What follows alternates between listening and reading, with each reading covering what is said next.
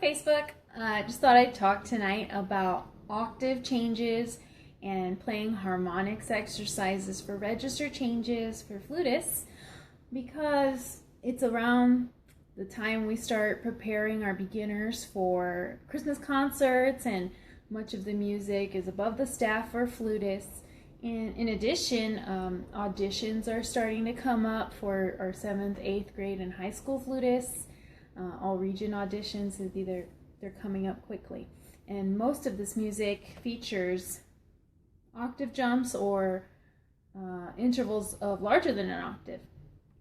So when I'm teaching octave slurs to the beginners, it all starts with the embouchure, the placement of their embouchure and the flexibility of the embouchure, as well as redirecting their air and the speed of their air. So the first thing we do is we practice moving our embouchure without the flute. So I have them set their embouchure where they normally would, and then we practice bringing the corners in closer to each other. This does a few things. Redirects the air from down into the flute to straight across, and it makes the aperture smaller. So I have my students start in their regular position and bring the corners in like this. So essentially they're pouting. A lot of my students say this is like Doug face, which is kind of cute, but really it is a pout, and bring the corners in. And then I start them on F or G. Those are their most comfortable notes.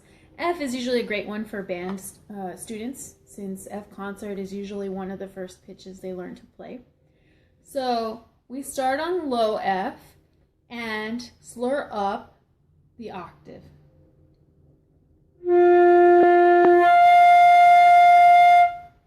And again, I tell them bring the corners close together and pout. And we do this several times.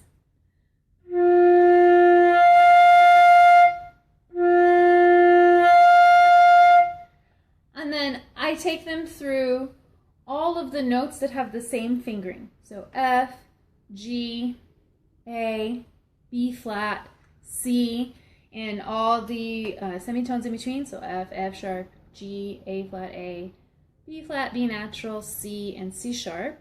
And we start with those notes. Then when we progress to harmonics, that happens after the octaves are secure and the student has control of playing from the low to the high and from the high to the low.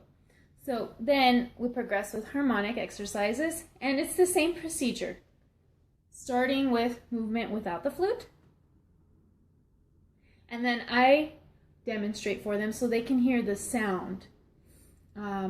In playing harmonics, I have them only play 3 partials: the fundamental, the octave, and the fifth. And I just stop there because I find that the fifth really requires the most flexibility, and listening is very important for the student to be able to get the fifth. There are some students who will skip the fifth and go straight to the next octave, which means something is too tight or too high within their body. So again, we start with F, fundamental, octave, fifth. I usually just have them try it on their own a couple of times after I demonstrate.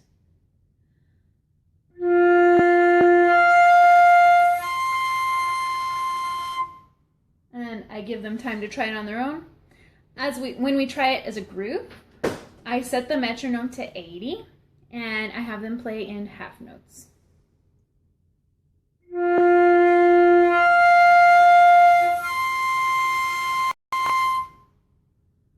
I'm not worried about whether they're slurring or tonguing at the onset. Oftentimes I actually find students can hear the sound and match the sound better when they articulate the notes. So when they're first trying on harmonics, if they're articulating, that's fine. But then as you keep progressing, you want them to slur every time they play a harmonics exercise. And I usually start my students playing F, and we go down chromatically to low C, or if it's an advanced student who has a B foot, then we go down to low B. And that's a very quick warm-up exercise if you're teaching either a flute student by themselves, or if you're teaching a sectional and you need a very quick warm-up. Harmonics are fabulous for flutists. Another tip to use where you can use a harmonics exercise, in the Texas All-State Etudes, there are some jumps that are quite large, and I'm talking specifically about the C minor Etude by Siegfried Karg-Ehlert, Opus 107, number 6. There's a measure that has a skip from E flat 6 to G flat 7, and also A flat 5 to G flat 6. Excuse me, I think it's the wrong numbers. And so I have my students practice the G flat as a harmonic fingering. So they finger C flat, but sound G flat. So it would be like this.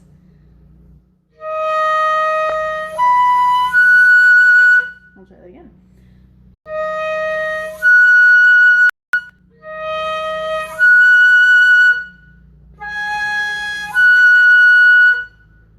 And so we practice the harmonic fingering to get their embouchure set, to increase the airspeed so that when they play the fingerings, the actual fingerings, it's much easier for them to make the jump without trying to push the sound out. So harmonic and then actual fingering.